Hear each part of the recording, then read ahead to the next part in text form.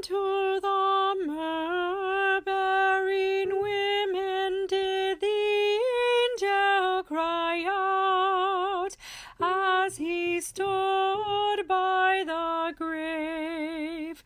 Myrrh oils are meet for the dead, but Christ hath proved to be a stranger to corruption. But cry out, the Lord is risen,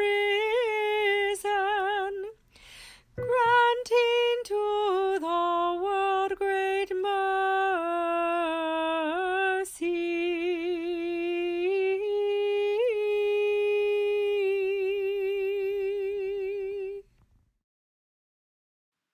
Welcome to Touch the Faith, where you get to mix myrrh and spices for the tomb. Join the story by mixing the beautiful oils, herbs, flowers, and spices you have in your home and garden to bring to the tomb.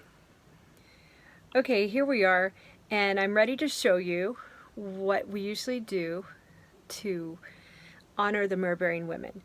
In my family, we started this tradition 5 or 6 years ago, and I've done this with Sunday school kids every other year, but this year I cannot do this with my Sunday school kids because I'm not at church.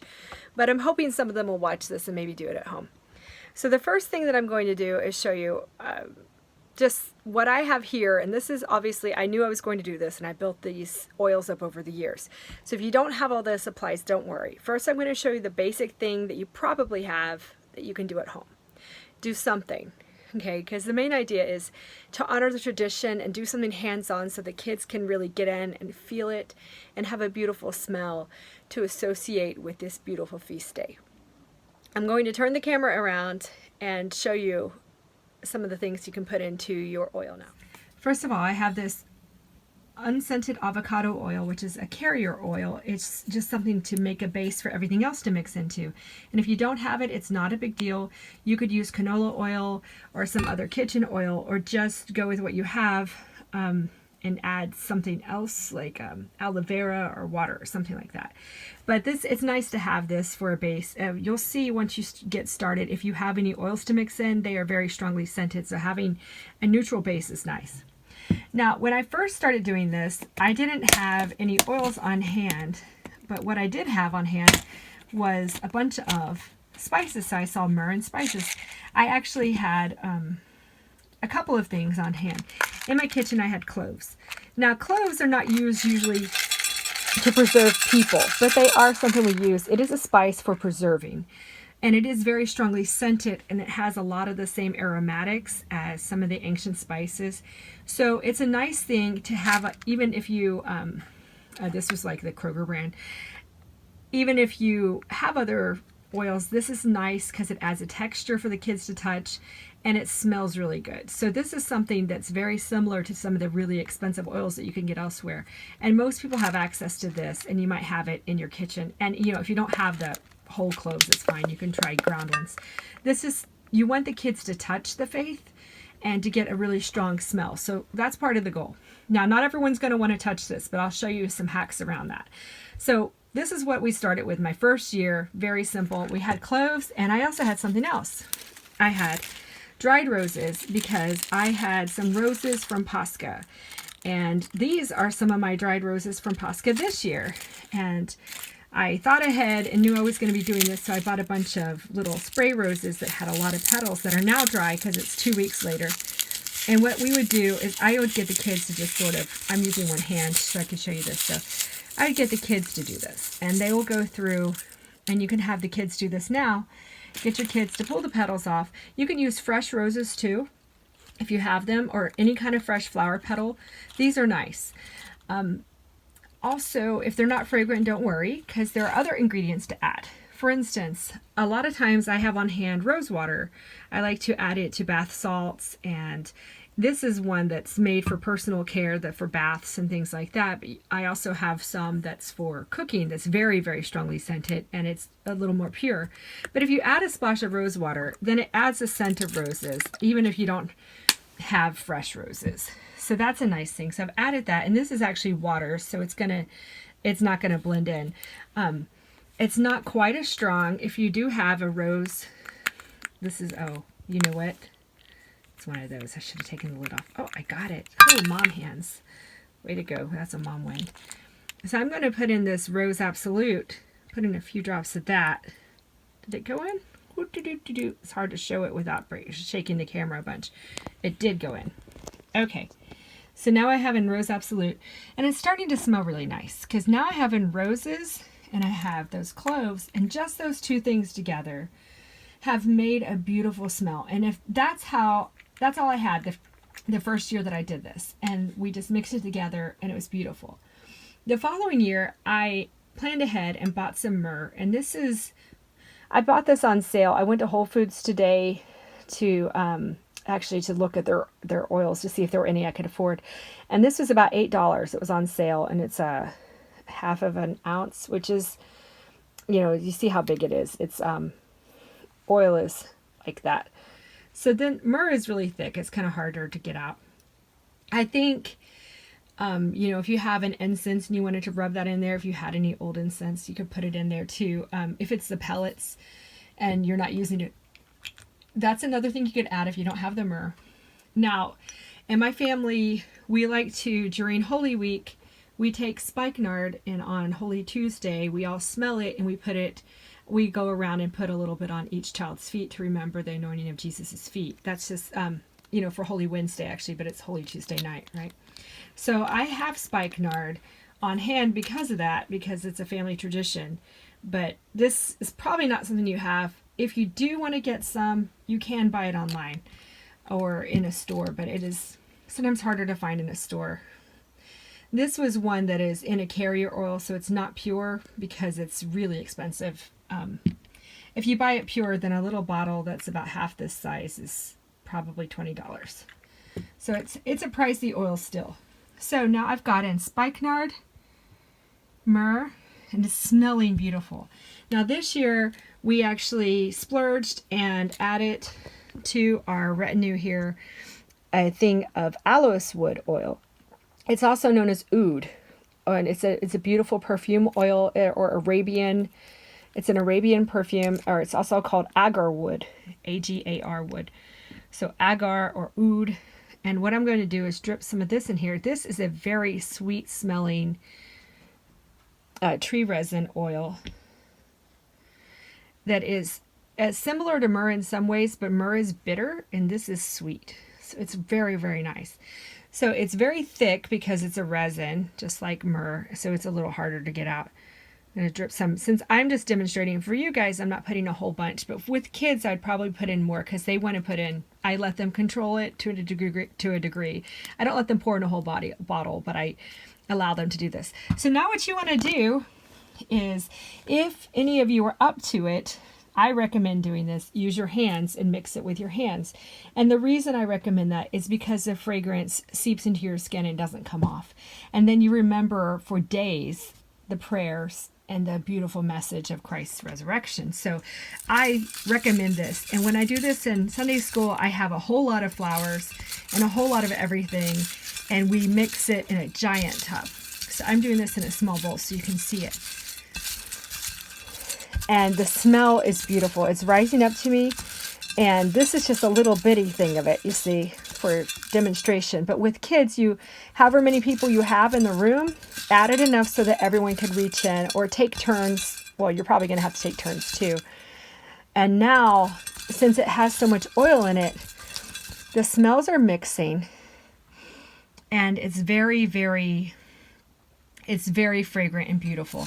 Now, because it has a spikenard and the myrrh in it, it has what I consider a smell of sadness, but it's also very sweet because of the rose and the aloes wood. So it's a very lovely smell, and those cloves give it a little spice. It's nice. Now, what's nicer about this is if you put it into a little container in your classroom, you could smell it the following week, and all these fragrances will have come together and it will smell very beautiful. So now I've mixed it, and with kids, you keep going for 5 or 10 minutes, however long. And if they don't want to touch it with their hands, that's okay. They don't have to. they can stir it with a stick or with a spoon or whatever.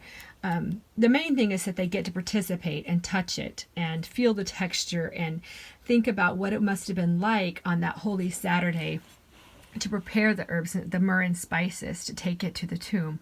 And they never get there. So this is an interesting thing. That's one of the reasons why we keep it for that week. We don't actually get rid of it and we smell it the next week, because they still had it, didn't they? They got stopped by an angel and were told something special. So then after you do this, you can add another thing for everyone to take something home with them. Get one of these little wooden crosses if you have one, or make yourself a cross with a couple of sticks and some string or some popsicle sticks, something like that, and cover it in this. Now, this does two things. For one thing, you could think about how Joseph of Arimathea and Nicodemus actually did bury Jesus with myrrh. They were also myrrh-bearers. They were not the myrrh-bearing women, which is the Sunday of the myrrh-bearing women, but they buried Jesus with 100 pounds of aloes wood and myrrh resin. So that is like $250,000 worth of beautiful tree resins that smell beautiful and heavenly. He was buried like a pharaoh. It was amazing. So Jesus is, that beautiful smell you want to associate with the cross and resurrection, not because it was unsad, because it was certainly sad, but there's this presence of Christ even in our deepest sadnesses and even in our hardest moments. That presence is always there. And though we cannot always see him, using the sense of smell like this helps you to know he's there even though you can't see him. So everyone would get a chance to take one of these crosses and, rub the oil into the wood. And if it's a stick from outside, same thing. You just rub it in, and you may want to, if it's rough and you can't smooth it like this, if you don't have these little crosses, then that's fine.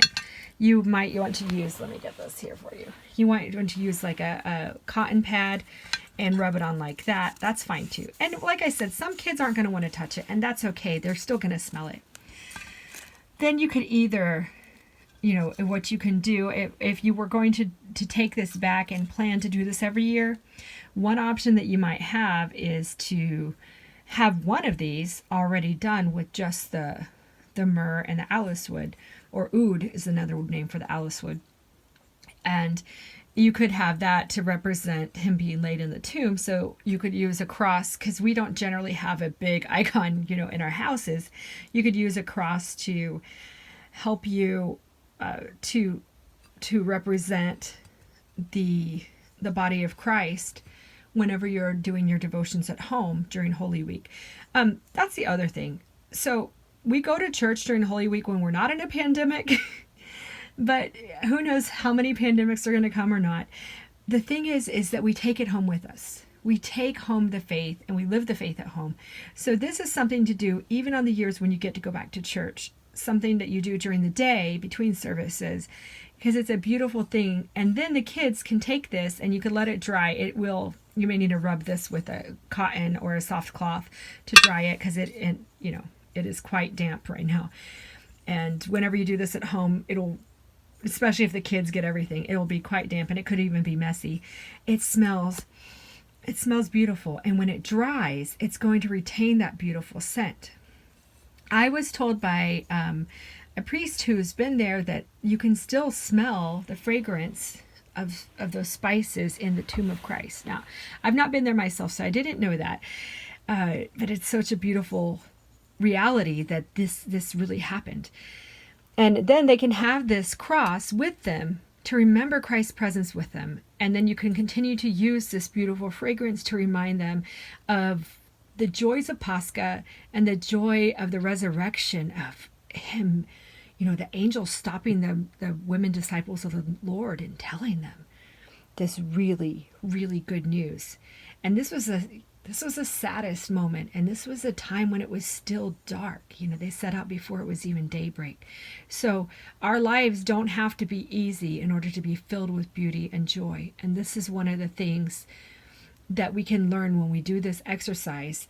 So if your kids are having a hard time talking about the pandemic, or if you have someone who's sick, who you're praying for, or if you're praying for those who are struggling or who've passed, reposed. This is a time when they might want to talk about that, because this reality of Christ's presence with us, even in the hardest moments, is going to come forth in this lesson. And you don't have to be able to use words to know that. Now, once the kids have this, you might put it in their prayer corner or let them carry it with them or take it out for the rest of your lessons in Pascha or throughout the year. It's not going to lose its scent entirely, but it will be beautiful year after year to come back and to do this again and again. And trust me, your hands will smell beautiful, and it will make you think of doing good deeds and deeds of mercy and love whenever you get to smell this fragrance again and again. Thank you so much for joining me. And I'm going to turn the camera back on myself so that I can give you a proper goodbye. Hi there, y'all. So we've just talked about how to put together the myrrh and spices for your cross and for your kids to go through, to do alongside any discussions you have of the Sunday of the myrrh-bearing women. But one more thing I wanted to add, which I didn't do in the main video, was, whenever you see the Kontakion for the day, when you said to the myrrh-bearers, "Rejoice, O Christ our God," you ended by your resurrection the lament of Eve, the first mother. And you commanded your apostles to proclaim, "The Savior has risen from the grave." So that's an interesting connection to what? The garden. So remember, whenever we're talking about faith that you can touch, you want to give people an anchor. And to anchor every experience and every feast to all of Scripture, you're going to go with the theme. And this theme, even though you may think, well, what is this? Spices and oils and myrrh? Is that a theme throughout Scripture? It's sort of. But what is? The Garden of Eden. And where were they going? They were going to the garden where Jesus was buried. So there is a theme here. If you're following my sensory anchor idea, you want to anchor this to the stories, and the church has anchored this to the stories of the garden. So we have that with Eve. And if you're going to be talking about things and want to make that a little more explicit, you can get flowers from your garden if you have one. Or if you have a potted herb, clip a piece of the herb from the pot so that you connect it with gardening a little bit more. These are just some of the things that I think will help you to discuss the Sunday of the myrrh-bearing women with your family. And I hope that you enjoy this. And please also remember, now my hands are covered in this, sorry. Please also remember to check out my book, Of Such is the Kingdom, A Practical Theology of Disability. It is available wherever books are sold, and there's also an ebook. So please remember that, and remember me in your prayers. Christ is risen.